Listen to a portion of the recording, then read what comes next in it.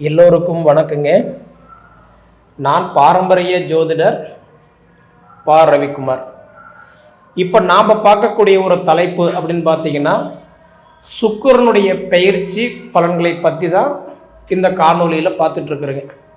September மாதம் 14ஆம் தேதி வரை கடகராசிக்கு வரக்கூடிய இந்த சுக்கிர பகவானாகப்பட்டவர் 12 ராசிகளில் பிறந்தவங்களுக்கு, அதாவது மேச ராசியிலிருந்து மீன ராசி வரை பிறந்தவங்களுக்கு என்னென்ன மாற்றங்களை கொடுக்க போறாரு அதை பற்றி தான் இந்த காணொலியில் நம்ம கொஞ்சம் ஆதாரபூர்வமாக பார்த்துக்கிட்டு இருக்கிறோங்க. ரிஷப ராசி நேயர்களே, ரிஷப ராசியில் பிறந்தவங்களுக்கு இந்த சுக்கிர பயிற்சி அதாவது என்னென்ன மாற்றங்களை கொடுக்க போறாரு அப்படின்னு பார்த்தீங்கன்னா, உங்களுடைய ராசிக்கு இப்போ 3வது பாவகத்தில் தான் உங்கள் ராசிக்கு அதிபதி சுக்கிர பகவான் போய் உட்காந்துருக்கிறார். பொதுவாக இந்த சுக்கிரன் அப்படின்னு எடுத்துக்கிட்டிங்கன்னா மற்ற ராசிக்காரங்களுக்கு ஒரு பலன் தான். ஆனால் ரிஷப ராசிக்காரங்களுக்கு, அதாவது துலா ராசிக்காரங்களுக்கு இது ஒரு அங்கீகாரம். ஏன்னா ரிஷப ராசிக்கும் துலா ராசிக்கும் இந்த 2 ராசிக்குமே அதிபதி யாருன்னு பார்த்தா சுக்கிர பகவான் தான். இப்போ உங்கள் ராசிக்கு அதிபதி சுக்கிர பகவான் தான் இப்போ பயிற்சி ஆகிறாரு. இந்த ரிஷப ராசிக்காரங்களுக்கு எப்பயுமே சந்திரன் திசை, குரு திசை, அது திசை புத்தி அந்தரம் இது நடக்கும்போது பார்த்தீங்க அப்படின்னா நிச்சயமாக உங்களுக்கு நல்ல பலன்களை கொடுக்க மாட்டார். ஏன்னா ரிஷப ராசி திறம்ப ராசி, 3-8 குடையவன் மாரகாதிபதி, அந்த 3ஆம் இடத்துக்கு அதிபதி சந்திரன், 8ஆம் இடத்துக்கு அதிபதி குரு. அப்போ இந்த 2மே பார்த்தா திசா புத்தி நடக்கக்கூடிய காலத்தில் பார்த்தா கண்டிப்பாக உங்களுக்கு கொஞ்சம் சிரமமாக தான் இருக்கும். சப்போஸ் உங்கள் ஜாதகத்தில் இப்போ சந்திரன் அல்லது குரு திசா புத்தி அந்தரம் இப்போ நடந்துகிட்டு இருந்ததுன்னு வச்சுக்கோங்களேன், அப்போ இன்னைக்கு மேக்சிமம் உங்களுக்கு கொஞ்சம் சிரமமாக தான் இருக்கும். இதே வேற திசையாக இருந்தது அப்படின்னா கண்டிப்பாக உங்களுக்கு நல்லா இருக்கும். சரிங்களா? இப்படி இருக்கும்போது பொதுவாகவே, அதாவது இந்த ரிஷப ராசிக்கு பிறந்தவங்கள நிறைய பேர் என்ன கேட்குறாங்க அப்படின்னா, சமயம் ரிஷப ராசிக்கு எந்த ஆலயம் போனால் கண்டிப்பாக எனக்கு ஒரு மனை நிறைவான ஒரு வாழ்க்கை இருக்கும் அப்படின்னு கேட்டீங்க அப்படின்னா, பர்வத வர்தினி அப்படின்ற ஒரு தெய்வத்தை தான் நீங்கள் வணங்கணும். ராமநாத சுவாமி ராமேஸ்வரத்தில் இருக்கிறார். அப்போ ராமேஸ்வரத்தில் இருக்கக்கூடிய பர்வத வர்தினியை நீங்கள் வழிபடுறது கண்டிப்பாக உங்களுக்கு நல்ல மாற்றங்களை கொடுப்பாருன்றது நிச்சயம் நான் சொல்லுவேன். சரிங்களா? அதே சமயத்தில் பார்த்தீங்க அப்படின்னா 29ஆம் தேதி தான் உங்களுக்கு என்ன பண்ணுறாருன்னா, அந்த கடக ராசியில் இருக்கக்கூடிய சுக்கிர பகவான் அடுத்தது சிம்ம ராசிக்கு போகிறார். அப்போ அந்த பார்த்தீங்கன்னா 29ஆம் தேதி, 30ஆம் தேதி, 31ஆம் தேதி, குறிப்பாக அந்த 3 நாள் பார்த்தீங்க அப்படின்னா உங்களுக்கு சுக்கிர பகவான் 4ஆம் பாவகத்துக்கு போயிடுவார்.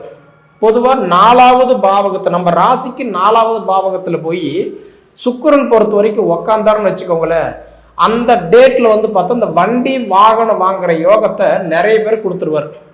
இன்னைக்காவது உங்களுக்கு 3 நாள் கொடுத்துருக்கிறாரு.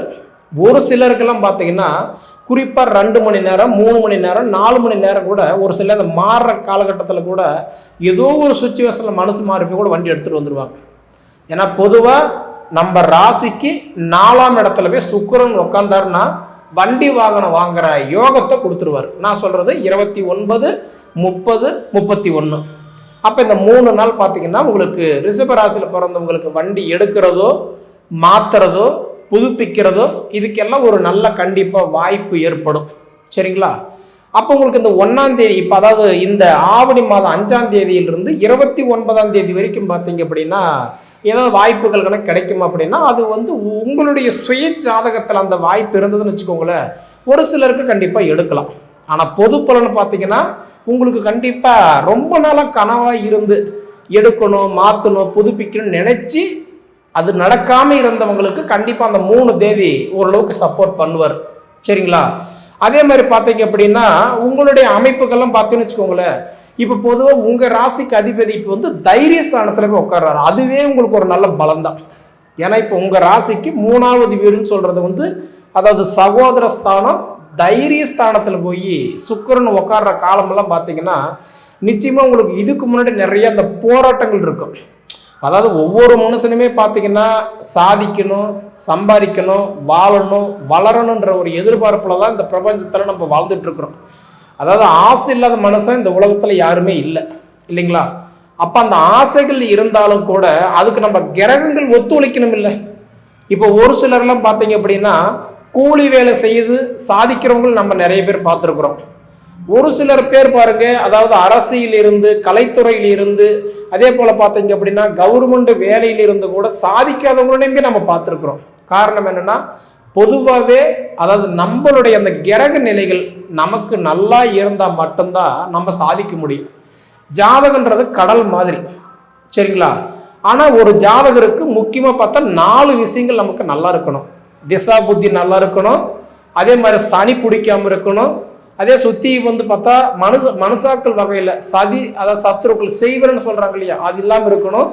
அடுத்தபடி பார்த்தீங்க அப்படின்னா அதாவது தோஷங்கள் இல்லாமல் இருக்கணும். இது 4 மட்டும் ஒரு மனிதனுக்கு நல்லா இருந்துட்டாவே கண்டிப்பா அவங்க ஆண்டி கூட அவர் அரசனாயிடலாம். அதுக்கு காரணம் என்னன்னா நம்மளுடைய ஜாதகம் நல்லா இருக்கணும். அப்படி பார்த்தா இந்த பொது பலன்ல ரிஷப ராசியில பிறந்தவங்களுக்கு நிச்சயமா பார்த்தீங்க அப்படின்னா இந்த சுக்கிர பயிற்சி உங்களுக்கு நல்லாவே இருக்கும். நான் முன்ன அதை சொன்னேன், மற்றவங்களுக்கு இது பலன், ஆனா உங்களுக்கு இது அங்கீகாரம். அங்கீகாரம் போது கண்டிப்பா மற்றவங்களுக்கெல்லாம் 4 நட்சத்திரம் பார்க்கலாம், ஆனா ரிஷப ராசிக்கு துலா ராசிக்கெல்லாம் 4 நட்சத்திரம் பார்க்க வேண்டியதே இல்லை. ஏன்னா இந்த பயிற்சி பார்த்தா உங்களுக்கு கண்டிப்பா நல்லா இருக்கும். ஏன்னா உங்க ராசிக்கு அதிபதி தான் இப்ப பயிற்சி ஆயிருக்கிறாரு. அதுவும் குறிப்பா பார்த்தீங்கன்னா தைரியஸ்தானத்துல போய் உட்காந்துருக்கிறார். தைரியஸ்தானத்துல உட்காந்து சுக்கிர பகவான் பொறுத்த வரைக்கும் ஒவ்வொருத்தருக்கும் ஒரு எதிர்பார்ப்பு இருக்கும் இல்லையா? இப்போ ஒருத்தருக்கு திருமணம் எப்போ ஆகும் அப்படின்ற ஒரு எதிர்பார்ப்பு இருக்கும், ஒருத்தருக்கு எப்போ குழந்தை எனக்கு இருக்கும் அப்படின்ற ஒரு எதிர்பார்ப்பு இருக்கும், ஒரு சிலருக்கு எனக்கு வெளிநாடு வெளி மாநில வாய்ப்பு கிடைக்குமா அப்படின்ற ஒரு எதிர்பார்ப்பு உண்டு, ஒரு சிலருக்கு நான் பட்ட கஷ்டம் போதும், ஏதோ என்னோட சொந்தமாக நான் ஒரு பிஸ்னஸ் பண்ண முடியுமா, இல்லை நான் செய்துக்கிட்டு இருக்கிற அந்த தொழில் ஏதாவது எனக்கு மாற்றங்கள் ஏற்படுமா, இல்லை கடன் பிரச்சனை கழுத்து பிடிக்கிற மாதிரி இருக்கு, இதில் ஏதாவது சில மாற்றங்கள் நாம் எதிர்பார்க்கலாமா, இது ஒரு எதிர்பார்ப்பு உண்டு. அப்போ ஒவ்வொரு மனிதனுடைய ஒரு எதிர்பார்ப்புமே இன்னைக்கு அவங்க ஜாதகத்துக்கு நல்லா இருந்ததுன்னு வச்சுக்கோங்களேன், இப்போ இந்த சுக்கிர பயிற்சி நிச்சயமா நல்ல பலன்கள் கொடுத்தே தான் தீர்வார், சரிங்களா? இப்போ பொதுவாக பார்த்தீங்கன்னா இப்போ உங்களுக்கு சுக்கிர பகவான் உங்க ராசிக்கு பார்த்தீங்கன்னா 11ஆம் இடமா பார்க்குறாரு. கடக ராசியிலிருந்து உங்க ராசியை 11ஆம் இடமா பார்க்குறாரு, லாபஸ்தானத்துல பார்க்குறாரு. இதுவே உங்களுக்கு ஒரு மிகப்பெரிய வெற்றி தான். 11ஆம் இடத்தை இப்போ சுக்கிரன் உங்க ராசி 11ஆம் இடமா பார்க்குறாருன்னு வச்சுக்கோங்களேன். அப்போ மனை யோகம், இப்போ நிறைய பேருக்கெல்லாம் மண் வாங்கணும், வீடு கட்டணும், சொந்த வீட்டில் உட்காரன்ற ஆசை இருக்கும். அதே மாதிரி பார்த்தீங்கன்னா நம்ம கடன் இல்லாத கஞ்சி குடிச்சா கூட நிம்மதியாக வாழன்ற ஆசை இருக்கும். அது சுக்கிரன் உங்கள் ராசி 11ஆம் இடமா பார்க்கறதுனால கண்டிப்பாக இந்த உடல் உபாதைகள், ரெண்டாவது இந்த காதல் கல்யாணம், இது போக நம்மளுடைய வாழ்வாதாரம், இது எல்லாமே கண்டிப்பாக ஓரளவுக்கு நல்லா இருக்கும். எப்படி பார்த்தாலும் இந்த சுக்கிர பயிற்சி பொறுத்த வரைக்கும் உங்களுக்கு கண்டிப்பாக அது நல்லா தான் இருக்கும், சரிங்களா? அதே மாதிரி பார்த்துட்டீங்க அப்படின்னா உங்கள் ராசிக்கு இப்போ சனி பகவான் பார்வையில் இருந்தார் பார்த்தீங்களா, அவர் இப்போ வக்கரத்துக்கு போனதுனால நிச்சயமாக உங்களுக்கு தேவையில்லாத ஒரு வேலைகளை நீங்கள் செய்துக்க வேண்டாம். ஏன்னா சனி பகவான் வக்கரத்தில் இருக்கும்போது நமக்கு கொஞ்சம் சிரமங்கள் கொடுத்து பார்ப்பாரு. அதனால நமக்கு ஜாமீன் கையெழுத்து போடுறதோ, 10 ரூபா வாங்கி கொடுக்கறதோ, மற்றவங்களுக்கு உதவி செய்ய போகிறதோ, உதவி செஞ்சால் கூட உபத்திரி வரும். அதனால தேவையில்லாத வேலையில் இன்வால்வ் ஆக வேண்டாம், சரிங்களா?